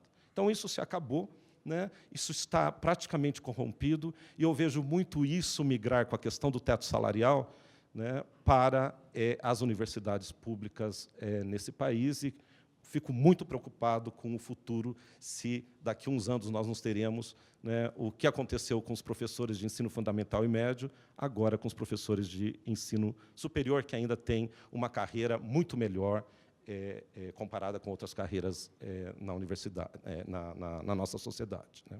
Então, essa é uma segunda colocação. A terceira, que se desdobra desta, é que nós precisamos estar do lado de pessoas positivas, líderes. Não é bom ficar do lado de pessoas pessimistas, de pessoas que não enxergam o futuro. Isso é algo que eu recomendo para todos. Porque se nós começarmos a nos cercar de pessoas que não enxergam luz, que não enxergam, né, o farol, né, nós acabamos fazendo o que um amigo costuma dizer, fazer mais muros da lamentação. Ou seja, que nós já temos um muro da lamentação, né? Então, eu vejo, mesmo dentro da crise, eu sempre coloco isso, ou seja, a universidade pública está numa crise violenta, né? Então, estamos no fundo do poço, felizmente agora estamos saindo, mas no fundo do poço eu posso ficar só olhando para as paredes, ou eu posso olhar para cima e ainda enxergar a luz, ou seja, trazendo aqui mesmo a questão do mito da caverna, ou seja, nós temos que encaminhar na direção justamente onde está a luz. Então, isso é muito importante, e fico muito feliz aqui de estar com vocês, né, de ver pessoas visionárias, né, e nós precisamos estar do lado de pessoas visionárias. A quarta que eu coloco é justamente o papel fundamental de fazermos escolhas rapidamente. Eu acho que, não de forma precipitada, não vamos interpretar aqui errado, é fazer escolhas, e essas escolhas nas encruzilhadas da vida que aparecem rotineiramente. E eu vejo uma dificuldade em muitos dos alunos, eu estou falando aqui dos alunos mesmo, porque eu vivo em sala de aula, né, as dificuldades, o aluno se debruça com uma encruzilhada, ele patina. E eu sempre falo, quem gosta de encruzilhada é galinha de macumba. Eu acho que nós temos na encruzilhada um momento de escolha, e nessa escolha nós temos que pegar o caminho da esquerda, o caminho da direita. E por que nós travamos na encruzilhada? Isso tem que ser uma reflexão boa. Nós travamos na encruzilhada porque nós temos um modelo mental fixo, rígido. Ou nós somos pessoas de sucesso, ou nós somos pessoas fracassadas. E isso é ruim. Nós temos que aqui ter uma abertura para o modelo mental de desenvolvimento, de crescimento, ou seja, é a partir do fracasso, o fracasso ele é inerente no processo formativo. É a partir do fracasso que eu consigo caminhar. Então, e aqui eu toco novamente a uma crítica da educação. A nossa educação ela penaliza o fracassado. E eu não preciso dizer aqui, todos nós estivemos em escola de ensino, todas as nossas escolas, e nós sabemos que a penalização ela não é boa. E isso nós matamos muito daquele jovem, nós matamos muito da inovação, E é por isso que, hoje, a inovação no Brasil ela é muito mais incremental do que disruptiva. Por quê? Porque, para ter inovação disruptiva, eu preciso dar liberdade para o aluno escolher o caminho menos seguido. Eu sempre pego uma poesia do Robert Frost, né? The Road Not Taken. Ou seja, é uma poesia muito importante. Nós precisamos estimular as pessoas a pegar caminhos não tomados. Porque, se for para pegar caminhos sempre tomados pelos anteriores, nós sempre vamos ficar fazendo inovação incremental, tem seu valor, mas o Brasil precisa de inovação disruptiva. Então, eu sempre vejo que isso é muito, procuro lidar isso na universidade, é muito importante estimular, e você tem a liberdade. E os mais experientes, como nós aqui, que estamos na mesma faixa etária, nós sabemos que, na vida, os atalhos são fundamentais. Porque, se percebermos que o caminho tomado não era o melhor, imediatamente a gente busca um atalho. A gente não precisa voltar na encruzilhada. Nós podemos buscar os atalhos da vida. E, com isso, nós vamos caminhando, e, com isso, nós vamos esticando os elásticos e progredindo, né? Um outro aspecto, deixa eu pegar aqui minha cola, o quinto aspecto que eu gostaria de dizer, sem dúvida, e que também já foi um pouco abraçado aqui, né, até pela questão do caixa do banco, né, nós precisamos mudar de área constantemente. E nós não gostamos disso. Ninguém gosta, porque tira da zona de conforto. Né? E fazer essa mudança no ensino tira todo mundo do lado da zona de conforto, tanto o professor como o aluno. O aluno também ele já vem numa forma de aprender no ensino médio, já bem quadradinho. O aluno não gosta quando nós colocamos o aluno em atividades que depois ele não tem uma apostila, ele não tem um texto básico. Então, isso é ruim também para o aluno, mas nós temos que trilhar esse caminho. Eu vejo isso como fundamental, né? Isso vai fazer com que você seja um profissional muito mais flexível e, consequentemente, muito mais adaptável nesse mundo que está em transformação exponencial. Então, eu vou dar um exemplo aqui também da minha carreira, né? Logo depois de ter feito essa grande escolha no final do ensino médio, entre ir para o seminário e virar padre, ou ir para a academia e virar professor, né, que foi uma segunda encruzilhada difícil, mas eu tive que tomar. Né. Eu entrei na academia, eu entrei na Unesp, sou egresso da Unesp, em Araraquara, né, e eu sempre procurei mudar. Então, em toda a minha carreira, desde aluno, mestrado, doutorado, pós-doutorado, eu mudei tudo. Isso aqui é uma coisa também que eu tenho chamado de personalização curricular, né? O aluno precisa ter um papel mais autônomo e ter mais responsabilidade, né? Eu não sou um defensor de flexibilização curricular e de personalização curricular. Eu, no segundo ano de universidade, ainda nem tinha tido a disciplina, eu já sabia tudo de bactéria. Eu era apaixonado pelos micróbios, né? Então, eu sabia de tudo, eu já estava pronto para o mestrado. Por que não deixar? Por que me prenderam por 4 anos e meio fazendo habilidades que hoje estão totalmente substituídas pela inteligência artificial, automação? Muitas das atividades que eu aprendi em 4 anos e meio, tudo é feito por robô, é feito por algoritmos de inteligência artificial. Por que segurar o aluno? Deixa o aluno encontrar o seu caminho. Só que, normalmente, nós queremos colocar sempre dentro de um pacotão. Né? Então, eu libero aquele pacotão e não dou a liberdade. Então, no segundo ano, eu já sabia o que eu queria, que era fazer mestrado, e fiz mestrado na Escola Paulista de Medicina, né, na Unifesp, porque eu queria entender as bactérias. Mas, imediatamente, eu cansei das bactérias, eu fui para os vírus, depois dos vírus, né, eu fui para os mamíferos, no doutorado, em busca de vírus que causavam, tinha alguma relação com câncer de glia. Né. Depois, eu saindo dos mamíferos, né, e foi aí que eu tive a oportunidade de conhecer a estrutura do MIT, sem dúvida, uma universidade diferenciada. Né. Finalmente, eu vou e volto para a levedura. Volto para a levedura, para o Saccharomyces, que é uma levedura que nós tomamos restos dela todo dia, na cerveja, no vinho. Né. Mas eu descobri que, entendendo na levedura, eu posso entender mamífero, isso foi justamente o meu trabalho de pós-doutorado na Harvard, ou seja, eu focar no modelo extremamente simples e depois extrapolar para um ser extremamente complexo. Então, essa foi a minha carreira. Então, esse é o exercício que eu procuro fazer. aprendam, mas busquem, que você colocou como uma especialização, busquem outras alternativas, porque o mundo está mudando, né? E a sexta, que eu gostaria de colocar, sem dúvida, que eu considero fundamental, deixa eu ver como eu escrevi aqui, conviver com o diverso. Isso é o mais importante, né? A questão da diversidade. E aqui eu trago a multiculturalidade.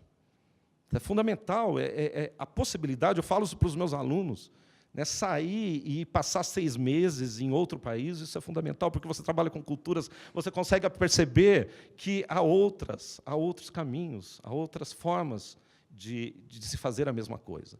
Então, eu acredito muito na diversidade, não sei se todos sabem, mas a Unesp foi a primeira universidade a implantar, é um debate bastante complexo, uma política de cotas, né, cotas para egressos do ensino público. Hoje, em 2018, nós temos 2 portas de entrada, uma totalmente devotada para os egressos do ensino fundamental e médio públicos, né, e ainda o atendimento do que o IBGE determina de porcentagem de pretos, pardos e indígenas, né. Isso é um debate acalorado dentro, se está certo ou errado, e por que a universidade fez isso.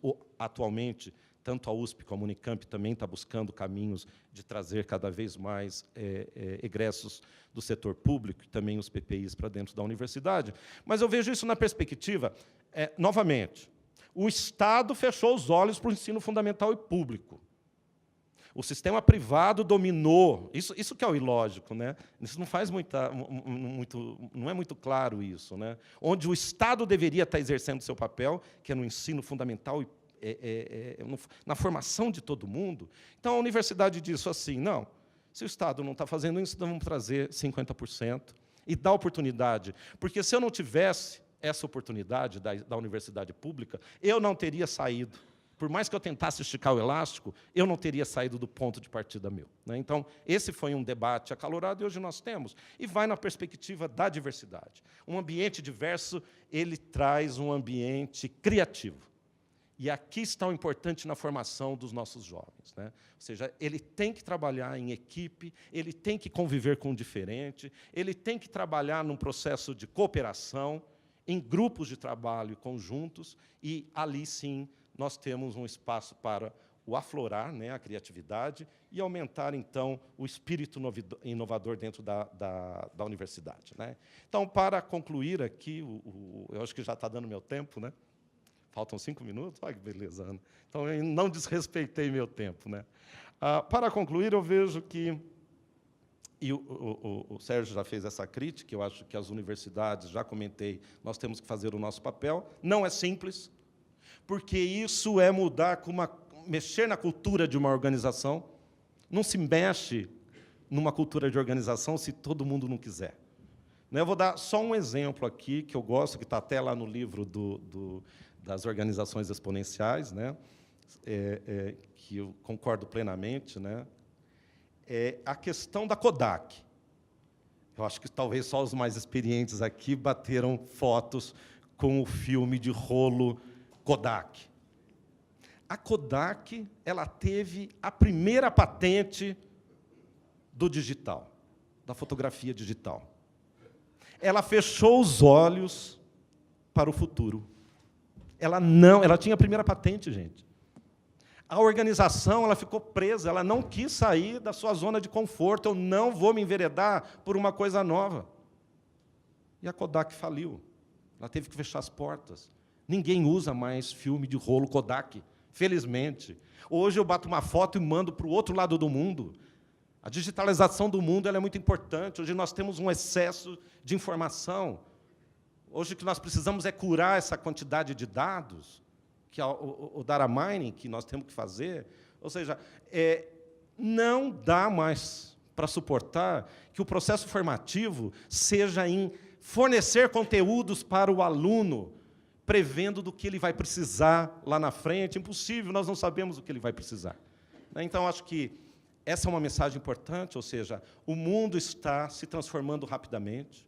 Muito sem dúvida, pelas novas tecnologias, né, pela informatização, pela digitalização de tudo, pela automação, pela internet das coisas, pela inteligência artificial. Então, se nós que queremos criar o futuro hoje não estivermos preparados e não criar um ambiente, por mais difícil que seja tirar o aluno e o professor da zona de conforto, né, e criar um ambiente propício dentro da universidade para que esses jovens esteja isso que nós estamos fazendo, né? Com as nossas dificuldades dentro da crise, é justamente fazer isso, criar um espaço, um ambiente extremamente propício para que os jovens que estão entrando, no nosso caso, na Unesp, né, estejam cada vez mais conectados com o mundo do século XXI. Né? Então, eu paro por aqui e agradeço aqui a oportunidade de estar nesse evento.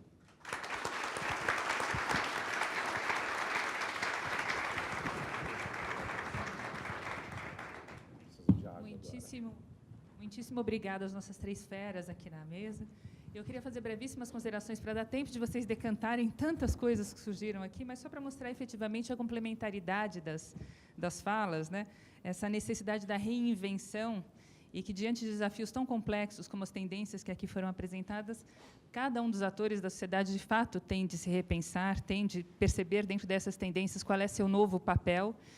E uma questão que me pareceu muito bonita também, pensando em educação, que permeou o discurso de todos, e mais do que em educação, em aprendizado, nesse aprendizado contínuo, que já nos 4 pilares da educação me parece que viraram aprendizado, né, da gente aprender a conhecer, a fazer, a conviver e a ser, e como isso acaba tendo uma velocidade exponencial de transformação diante da substituição das profissões. Gostei muito quando o Sérgio também mencionava que é inelutável que cada um de nós tenha esse impacto da inteligência artificial e da robótica nas atividades que se desempenham no dia a dia, mas o desfraldar de tantas novas profissões que não nos dão aquela sensação muito desagradável, tantas vezes, ao final do dia, que a gente fala, nossa, eu corri e não fiz nada, né? E agora eu vou começar a fazer o que preenche minha alma, que faz o meu sangue ferver. Poxa vida, é um desperdício, né? Então, cada um de nós, inclusive, tem esse protagonismo e essa necessidade de preparação para um futuro que é cada vez mais próximo e que está nos alcançando. Gostaria só de fazer uma complementação ao que foi dito e que, de novo, me parece uma sintonia muito interessante para a composição de novas propostas, que é com relação à Amazon, né? A Amazon, a maior empregadora privada dos Estados Unidos, talvez vocês tenham acompanhado ao final do ano passado, ela lançou uma concorrência, uma convocatória, um edital para que cidades se apresentassem para abrigar a 2ª sede da Amazon nos Estados Unidos e um pedacinho do Canadá. Foram centenas de cidades que se apresentaram, né? Por quê? Porque são 50 mil empregos novos, qualificados, nessa empresa que é um ícone de possibilidades infinitas de futuro, que nós todos vamos urdindo. Mas o que me parece mais interessante dentro dessa proposta atrevida da Amazon, inclusive, foi o conjunto de critérios que eles adotaram para que as cidades fossem selecionadas. Então, não apenas uma infraestrutura, mobilidade multimodal, mas um cuidado muito especial com sustentabilidade e responsabilidade social e corporativa, porque isso eles querem colocar na construção do próximo prédio, a necessidade de que as pessoas fossem qualificadas em todos os níveis de educação. E, para isso, 2 questões que foram aqui, enfim, permearam todas as falas. A cultura, o respeito à diversidade, a necessidade dessa diversidade justamente para que as pessoas possam ser mais criativas, inovadoras, arrojadas, empreendedoras, e essa governança compartilhada entre academia, setor privado, governo, porque eles sabem que, senão, a gente não tem sustentabilidade numa visão de longo prazo. Então, eu fico muito feliz essa composição que vocês fizeram. E agora eu não gostaria de tomar a palavra de vocês e queria passar o microfone ao Jorge, que já queria fazer um comentário. E, por favor, preparem então suas perguntas, que a gente tem uma oportunidade de ouro aqui na nossa frente. Por favor. Ana, que me haces pensar en algo que me estaba cruzando a partir de escucharlos a ustedes. Algo que dijiste, Sergio, que es clave. Nos quieren meter miedo y no tenemos que tener miedo. Y nos quieren meter miedo, porque el miedo es una herramienta de poder. Y en tu país y en mi país, el miedo es manejado desde el poder para que no demos otro tipo de pasos.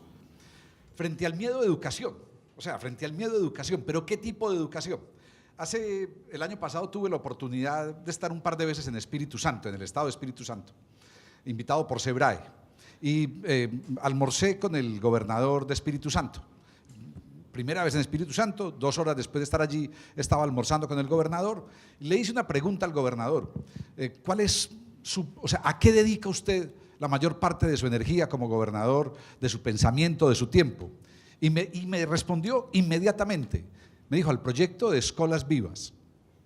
Y le dije: cuéntemelo. Y todo el almuerzo nos dedicamos a hablar de Escolas Vivas. Terminamos de almorzar y me dijo: ¿quiere ir a conocer el proyecto? Y le dije: sí, quiero ir a conocerlo, y fui en un auto a conocer el proyecto. Un mes después volví a Escolas Vivas. Y me encantó, busquen ustedes la información de Escolas Vivas, me encantó porque es otra escuela.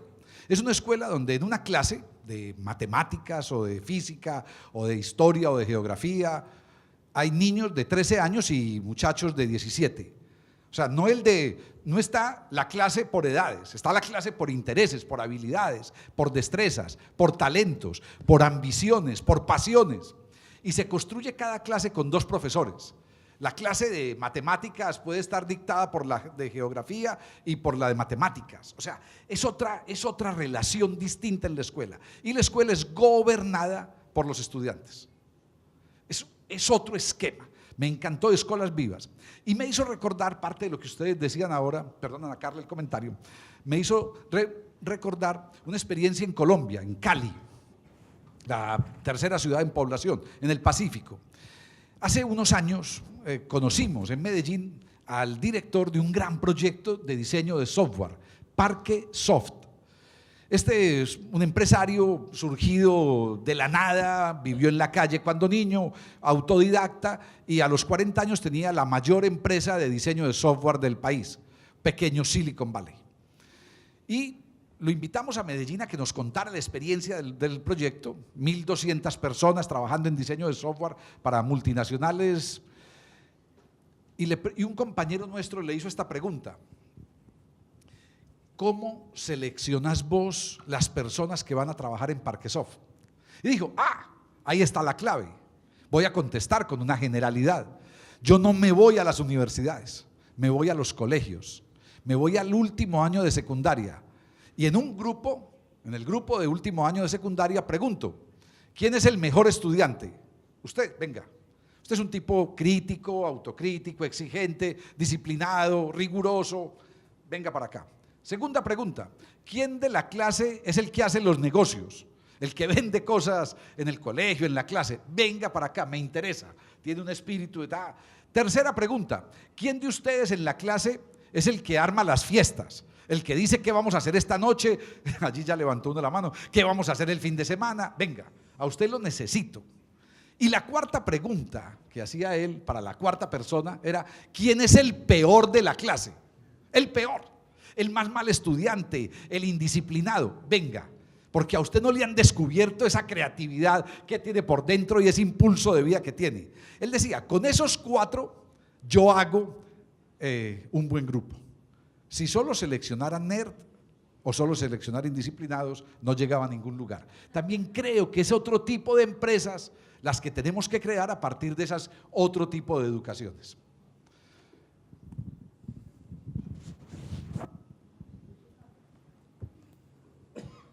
Bom dia. É uma grata surpresa estar aqui. Eu sou de Paraty. Eu falo que eu acho que mesmo ano que o Jorge Melguilson esteve na Flip com a Cainha, esse ano mudou a minha vida, em 2009. Quando eu estive lá na palestra na Flip falando a cultura desenha a cidade, que você contou toda a revolução de Medellín, eu fiquei extremamente apaixonada, encantada. Eu falei assim: não, é isso que eu quero. Eu nasci em Paraty, sou de lá. Então, as oportunidades que eu conquistei foram a partir da educação, mas eu tive que sair da minha cidade para estudar e depois voltar, enfim. Então, naquele ano, 2009, eu estava na Flip, trabalhava na Flip, e quando você falou uma frase que ficou gravada na minha cabeça, que era: "Hay que tener decisión política para promover mudanças". Então, foi aí que eu acho que traçou o meu futuro, que eu acabei assumindo a Secretaria de Cultura de Paraty em 2014, né? Esse desafio enorme de estar na gestão pública, que não é fácil no país com tanto descrédito em quem está no público, né? Porque parece que, porque você está numa função pública, você não vale nada, então é muito difícil você se manter e ser fiel aos seus ideais, porque muitas vezes você fala, eu sou maluca, o que eu estou fazendo aqui, vou largar tudo e vou embora para a minha casa, que é mais fácil. Mas eu também acredito muito nessa transformação pela cultura, que é a longo prazo, que é com investimento na educação. Então, aqui foi muito bom essa mesa, porque me fez acreditar e me convencer novamente que eu estou no caminho certo, que às vezes dá vontade de mudar, porque você fala, não está dando, mas quando você vai vendo os resultados, isso vai mudando na cultura das pessoas, né, na ética, que é possível estar no poder público e ser ético e ser correto. Então, acho que isso é o futuro também, a gente precisa se doar, precisa estar lá para enfrentar, porque é na política onde tem as grandes transformações, né? Não tem jeito. Enfim, eu estou aqui colocando um depoimento, porque isso foi muito... Pues tengo muy buenos recuerdos de Paraty, de la Flippy, con Mauro Muñoz y con Belita. Es espectacular.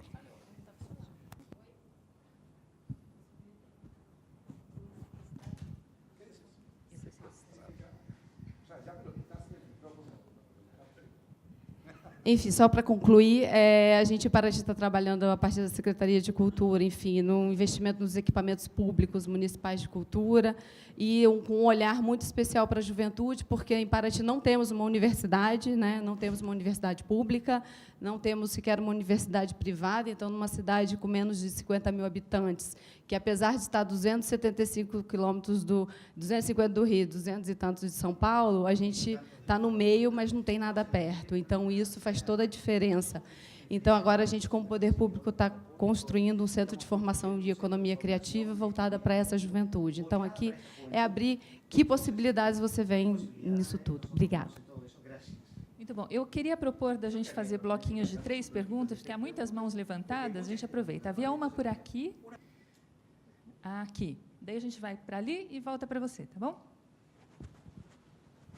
Bom dia, meu nome é Andréa Miyake. Na realidade, a minha pergunta, minha colocação é para o Sandro e para o Jorge. Recentemente, eu estive no TED Talk, que falava sobre o futuro das profissões, que foi em setembro do ano passado. E muito vem se comentando desde então dessa questão de como ficarão algumas profissões daqui a 20, 30 anos, né? Nós estamos em 2018, nós estamos há 2 anos de 2020, né? Parece um pouco muito moderno a gente falar isso, mas está muito próximo de nós, muito mais próximo de nós do que a gente imagina. Atualmente sou pós-graduanda da Universidade de São Paulo, também sou farmacêutica como o senhor. A minha colocação e minha pergunta seria para o Sandro e, posteriormente, para o Jorge, de que modo o senhor, como reitor de uma das maiores universidades do Estado de São Paulo, né, o senhor enxerga o papel da universidade como para formar esses jovens para daqui 15, 20 anos, né?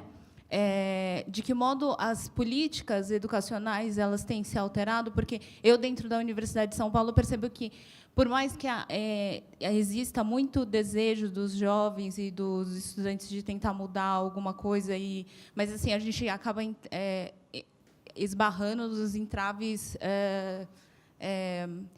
regulares, né, regulamentares da própria instituição, né?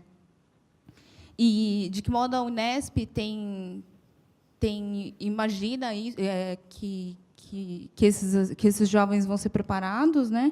E de que modo a iniciativa privada prevê a empregabilidade desses jovens no futuro? Por que eu pergunto isso? Porque eu defendo um pouco essa questão da formação, dessa questão da formação formal, da formação técnica formal. Por exemplo, um médico ele ainda vai ter que fazer uma faculdade de medicina para atuar, mas hoje já se sabe que um radiologista, existem softwares e aplicativos que conseguem fazer uma leitura, e mesmo um dermatologista. Então, assim, existem alguns pontos nesse sentido. Mas a gente sabe que também existem muitos empresários hoje no Brasil que não têm essa educação formal e que conseguem se desenvolver através dessa própria economia criativa. Eu queria que vocês colocassem um pouquinho disso. Obrigada. Eu vou pedir que vocês sejam um pouco concisos na elaboração das perguntas, porque, senão, os palestrantes não terão tempo para comentá-las, a gente passar para os colegas também. Posso fazer? Bom, meu nome é Guilherme, obrigado pela palestra aqui. E eu queria saber dos três o papel do blockchain, o que vocês enxergam do blockchain nesse futuro que está se abrindo aí para a gente. Eu queria, então, nas ordens de provocação, fazer Jorge, Sérgio e Reitor. Pode ser? Por favor. Jorge, ¿empezás?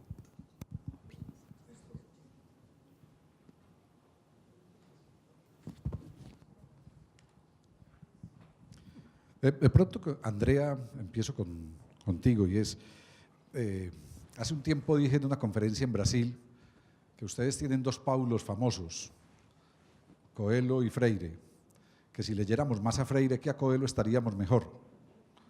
Es decir, yo creo que la educación tiene que enfocarse hacia la construcción de las preguntas, no solo a la construcción de las respuestas. La educación no puede ser un libro de autoayuda. Deberíamos incluso aprender a calificar en la primaria, en la secundaria, en la universidad, no por las respuestas, sino por las preguntas. Piensen ustedes qué pasaría en un año escolar, donde al final del año escolar el profesor le preguntara a los estudiantes con qué preguntas quedaron para el próximo año y evaluáramos sobre la calidad de las preguntas, que serían las que tendrían que jalonarnos. ¿Qué preguntas nos hacemos sobre esta sociedad? ¿Qué preguntas nos hacemos sobre el papel de nosotros en la sociedad? ¿Qué preguntas nos hacemos sobre la escuela? No simplemente las afirmaciones. Creo que también estamos llamados a construir la indignación, que es precisamente el no ser indiferentes. Josep Ramoneda, un filósofo catalán, escribió un libro que se llama Contra la indiferencia, y lo escribió cuando empezó la crisis europea en el 2008. Y él decía, la crisis europea no es una crisis económica, o al menos no solo una crisis económica, es una crisis ética, es una crisis política y es una crisis cultural. Piensen en esa reflexión para Latinoamérica, piénsenla para Brasil, para Colombia. Es una crisis política porque es la crisis de la democracia. ¿A qué llamamos democracia? ¿Qué incluye y qué no incluye la democracia? ¿A qué llamamos, o sea, es una crisis ética? Porque es la crisis de la inclusión. ¿A quién deja por fuera un modelo de desarrollo? ¿Qué tipo de educación estamos haciendo para que haya unas políticas más incluyentes? Y es una crisis cultural, por lo que decía al principio en la conversación, es porque es una crisis de la indiferencia. El antídoto, la lucha contra la indiferencia tiene que ser un proyecto cultural, ese proyecto que nos lleve desde la cultura a apreciar la propia vida y a aprender a vivir con el otro, que es parte de lo que decía en el 2009, aquí también cuando estuviste, y es necesario un cambio cultural. No solo hay que cambiar estéticamente, hay que cambiar éticamente, tenemos que ser otros, tenemos que pensarnos y construirnos de otra manera como sociedad. Me hiciste pensar, Sandro, en la complementariedad de los talentos y del esfuerzo, porque una de las palabras que traía aquí escrita era la de talentos y se me olvidó, y mientras hablabas dije, bueno, siquiera se me olvidó para no quedar mal, porque yo iba a reivindicar los talentos, pero complementándolo con el esfuerzo, digo, cada vez más las empresas están buscando gente con talento y con habilidades, donde el conocimiento como lo tenemos hoy no es fundamental. Termino con un ejemplo de una empresa en Jujuy, en Argentina, una empresa también de diseño de software. Contrata a personas para un trabajo en Big Data, está haciendo hoy Big Data desde Jujuy, una de las zonas de mayor pobreza o de menor índice de desarrollo humano, y no contrata ni ingenieros ni tecnólogos en sistemas, contrata personas, muchachos jóvenes con habilidades, y en 3 meses tienen la formación académica para trabajar en Big Data, en 3 meses. En Silicon Valley no se lo creían. Decía, este muchacho hace 3 meses no sabía nada de esto, no necesitó pasar 5 años en una universidad, pero tiene otras habilidades y tiene otras destrezas, tiene otros talentos que están ahí, con los que además el talento es la construcción del sentido, pues, por lo menos como lo veo yo, es la construcción del significado, o sea, que me apasiona. ¿Para qué soy talentoso? En lo que me apasiona. No te entendí, Guillermo, tu pregunta, lo siento, no la comprendí, pero redondeo algo sobre lo de economías creativas, algo que me quedé pensando ahora a partir de alguno de los comentarios de ustedes, y lo hablábamos con una periodista antenoche, aquí en Sao Paulo.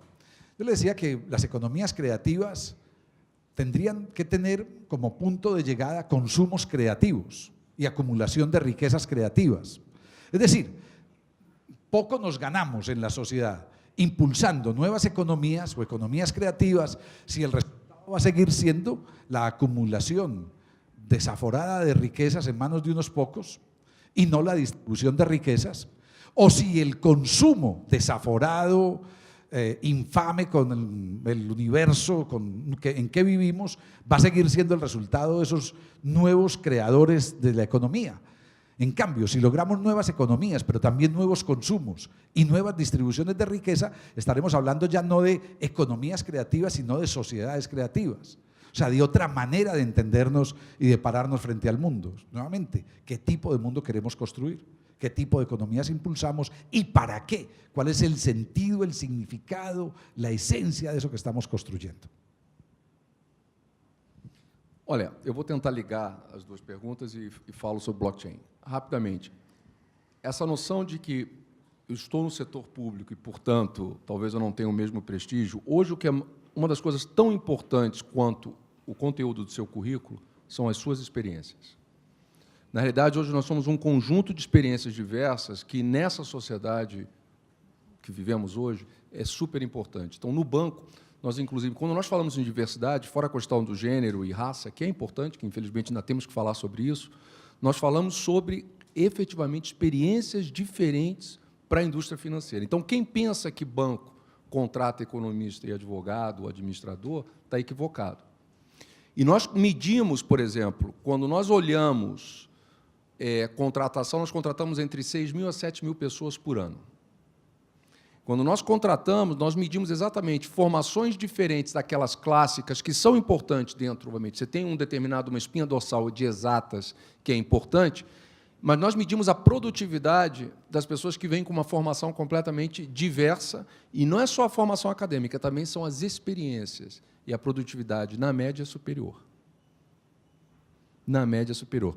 Então, a farmacêutica, o psicólogo, eu acho que essa coisa de abrir os horizontes e não ficar restrito a modelos, enfim, que todos nós acabamos herdando dos pais e dos avós, eu acho que isso é um grande equívoco. O publicitário pode ser um economista. O economista não vai poder ser um médico, mas o médico pode ser um economista.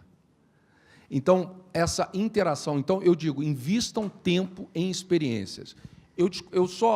Mas eu não faria isso sem uma estrutura técnica forte. Eu acredito na ciência. Acredito em Darwin e acredito na ciência. Então, acho que é importante, eu acho que nas nossas sociedades a gente tem uma tendência a menosprezar o esforço que é necessário para ter o conhecimento científico. Ele não vem por osmose, não é talento de nascença, ele vem a partir de um investimento. Só ele não é suficiente. A combinação dele com experiências diversas, fundamental. E aí eu quero linkar com o ponto que ele falou, por favor, não tenham medo. A vida é um exercício de morrer muitas vezes e renascer muitas vezes. Então, não ficar prisioneiro de medos, enfim, que a gente acaba levando, carregando de muitos pais, tios e tias, e primos e primas, é o que faz com que a gente se paralise. Blockchain, as criptomoedas são uma realidade, elas são uma resposta a uma sociedade digital. O blockchain, nós, inclusive, vamos estar saindo recentemente dentro do que é o network do Santander. E o que é o blockchain? As criptomoedas, de uma maneira muito simplista, são depositários digitais através dos quais você tem um registro dessa moeda que passa a você ser detentor a partir de uma senha e com essa moeda digital você pode efetivamente transacionar. O Japão já tem várias lojas no Japão que você pode efetivamente comprar coisas com moedas, criptomoedas, e essa é uma tendência. Você me perguntar o que vem, o que acontece, não posso dizer qual será, existem centenas de criptomoedas hoje, a própria Kodak, foi mencionada, lançou sua criptomoeda, mas o que o blockchain permanece? Quando você faz uma transferência através do sistema, ou da estrutura digital blockchain, você tem o crédito imediato na sua conta, sem todos aqueles custos onerosos tradicionais de transferências bancárias de legado. Então, você consegue ter, hoje você transfere, principalmente através de países, pode levar uma semana o crédito na conta. Com blockchain, você tem em minutos, sem ter que pagar o absurdo que todos nós acabamos pagando em transferências bancárias, né? Inclusive eu, que eu também pago, eu sou consumidor, eu sei que represento a indústria. Então, o que é ótimo, que faz com que a indústria corra, né? Então, a tecnologia vem para isso também. Bom, começando aqui com a servidora pública, né? Que realmente hoje está até muitas vezes pejorativo, né? Eu sempre coloco isso. Eu sempre me fiz a pergunta, eu fui contratado pela Universidade em 87, todo dia eu me pergunto, a universidade é melhor porque eu estou nela?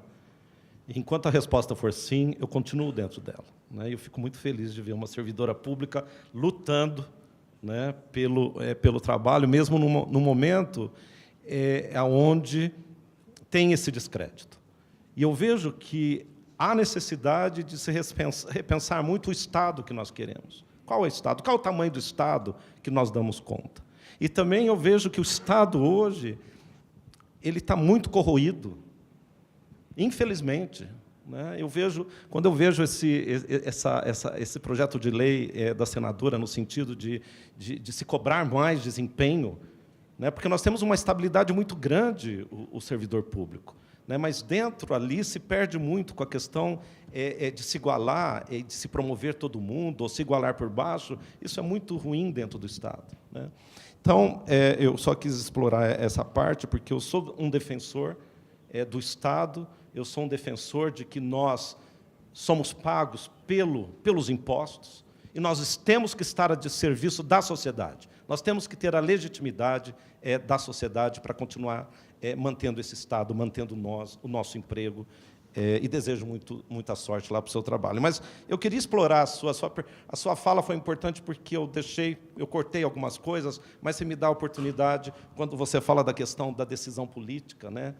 E eu vou retomar, só para relembrar aqui, o que a ministra Carmen Lúcia falou recentemente, que ela trouxe uma frase de um grande educador, que foi ministro nosso, reitor da UNB, ou seja, que é o Darcy Ribeiro, né, num evento onde ela estava mostrando, né, a questão de que, hoje, o custo de manter um prisioneiro no presídio nosso é 13 vezes maior do que manter um aluno no ensino médio.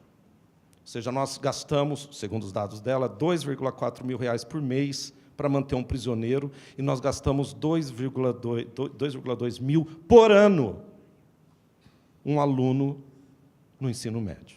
Isso é decisão política. E ela retoma Darcy quando ele diz: o governo que não investir em escola não fará o suficiente para construir presídios. Porque existe uma relação muito clara. Se você não educa, você acaba levando o problema para a violência e para a marginalidade. E é isso que nós estamos. Imediatamente, depois que eu ouvi aquilo, fui atrás do orçamento do nosso Estado. Acho que isso foi o orçamento que eu peguei, não tenho os dados aqui, porque eu não sabia que ia aparecer algo nessa direção, mas eu fiquei muito satisfeito quando eu olhei a principal rubrica, educação, acho que era em torno de 30 bilhões no Estado de São Paulo. Aí eu fui direto para a administração penitenciária. Aí o valor era, acho que em torno de 4 bilhões naquele ano. 4 bilhões para administrar as penitenciárias. Comparando coisas incomparáveis, hein, gente? Mas, quando eu peguei a rubrica de segurança pública, que eu acho que estava em torno de 20, eu somei as duas, dá 24 bilhões. E aí, realmente, o que Darcy Ribeiro falou lá, realmente está acontecendo. Então, isso tem que tomar cuidado. Isso é uma decisão nossa. O que nós queremos? Nós queremos investir em escola, nós queremos dar educação para o povo brasileiro, ou depois nós vamos gastar os nossos recursos para manter os prisioneiros nos seus presídios? Então, é uma decisão política importante. Aqui na minha colega de profissão, né, eu acho que é importante a sua colocação, também dá uma oportunidade de falar de algo que provavelmente você também aprendeu, e que passa pela questão da inteligência artificial e do reconhecimento de padrões, que hoje substitui praticamente atividades que serão rotineiras. Para que ficar ensinando isso? Você deve ter aprendido o método de Hoffman, como eu aprendi, que eu não sei se você fez análises clínicas, né, mas eu fiz. Ou seja, algo que eu não queria. Não sabia que eu ia ter que enfrentar aquilo, que é justamente o exame de fezes. Então, eu tinha que chegar no laboratório, pegar, abrir a latinha de fezes, e dissolver aquilo, fazer um suco de fezes, e depois deixar decantar e pegar um pouquinho daquela fezes diluída, pôr no microscópio, pôr o nariz perto daquilo, para buscar os protozoários. Eu não queria aquilo. Não queria. E ainda, a diferença do ovo, da lombriga, né, do ascaris, da barriga d'água, ela é muito pequena. O cistossoma ela é muito pequena. Ou seja, a superfície do ovo é muito parecida, só que um tem um espinhinho. Aí o funcionário ia lá, virava o espinho só para realmente complicar a vida do aluno. E aí, hoje nós precisamos disso. A inteligência artificial, mesmo escondendo o espinho do cistossoma, ele vai distinguir. Né? Então, isso não é mais necessário dentro do preparo para o profissional, porque hoje já não se faz, e nós seremos substituídos. Então, eu acredito que o papel da universidade, principalmente universidade pública, né, nós estamos aí, ser uma pós-graduanda na Universidade de São Paulo, a melhor que temos no Brasil, né, temos aí claro, também muito mais antiga, depois tem a Unicamp, e depois a Unesp. A Unicamp tem 10 anos a mais que a Unesp. Ou seja, é um conjunto de universidades que só o Estado de São Paulo tem, e graças à autonomia universitária desde 89, à disposição do público, né? Porque elas são públicas. Né? Então, eu vejo que é um crime você desperdiçar na formação do aluno com atividades que serão substituídas, com certeza, no futuro. Então, eu vejo que essas universidades, o Sérgio colocou a questão da pesquisa, sem dúvida, nessas universidades, porque fazer pesquisa é extremamente caro, por isso que eu acredito que o Estado tem que manter o financiamento, porque nessas universidades, principalmente por causa da pesquisa, felizmente temos aí a FAPESP, né, que tem cristalizado na Constituição do Estado 1% para a pesquisa, e eu sempre vejo que é um debate um pouco complicado, eu não gosto de separar, porque eu trato o conhecimento como uma coisa única, mas existe uma grande separação entre o que é básico, fundamental do aplicado, e eu vejo que nós temos que dar liberdade para trilhar de acordo com a sua vontade. Eu não sou um cientista que gosto do aplicado, eu sou um cientista de fundamental, eu gosto de responder questões fundamentais, porque isso tem que ser, os dois braços têm que ser valorizados, e eu tenho certeza que você deve estar num programa de pós-graduação de excelência, que te dá liberdade de escolhas, porque nós não sabemos o que vai acontecer depois de algumas décadas. Eu dou o exemplo do DNA. Né? Na metade do século passado, né, quando nós tivemos aí o prêmio Nobel para quem descobriu, né, a estrutura desse polímero, naquela época era apenas um polímero. Hoje, DNA está na boca, está no senso comum, está até em novela. Ou seja, olha a diferença. Então, há necessidade do investimento no fundamental, que nós não sabemos quando, e hoje nós não fazemos nada sem análise, né, de expressão gênica, exame de DNA e tudo isso que vocês e todos nós acompanhamos no dia a dia. Então, esse é um aspecto importante, manter a pesquisa nos seus dois braços, formar o aluno, preparar o aluno dentro da universidade, colocar o aluno já, ensaiar já para o que ele vai enfrentar posteriormente, que é resolver problemas. E resolver os problemas concretos da nossa realidade, Pode passar aí pelos ODS da Agenda da ONU de 2030, né, os Objetivos do Desenvolvimento Sustentável. Eu acho que a universidade ela precisa se abrir para isso, sim, porque ela corre o risco, principalmente a pública, de perder a sua legitimidade. Ela tem que estar aí resolvendo, contribuindo. E o aluno dessas universidades precisam estar prontos para que, quando sair, realmente estejam aptos. E, finalmente, que eu já tinha comentado, a questão da transformação do mundo. Então, temos que ter pessoas mais versáteis, pessoas mais flexíveis, adaptáveis, comunicativas, interativas, criativas, mas com uma excelente formação cognitiva, que é o que você colocou. Nós não podemos perder a questão da cognição, né? Porque depois, senão fica aquela questão. Eu vejo isso muito no Brasil, eu chamo isso de mito do canudo. O Brasil ele desenvolveu o mito do canudo, acha que todos têm que ir para a universidade. E eu vejo, muitas vezes, dentro da universidade, eu vejo pessoas que não estão querendo, não estão na universidade pela questão do conhecimento, né? Então, nós temos que repensar isso. E, mesmo com o mito do canudo, no último censo do INEP, nós temos 8 milhões de brasileiros. Só 8 milhões, gente. 4%. 3% no ensino privado, 1% no ensino nas universidades públicas. Desse 1%, 0,6% nas federais, 0,1% nas municipais, 0,3%. 600 mil brasileiros estão nas 123 universidades estaduais. E nem falo o número das que estão na USP, na Unicamp e na Unesp.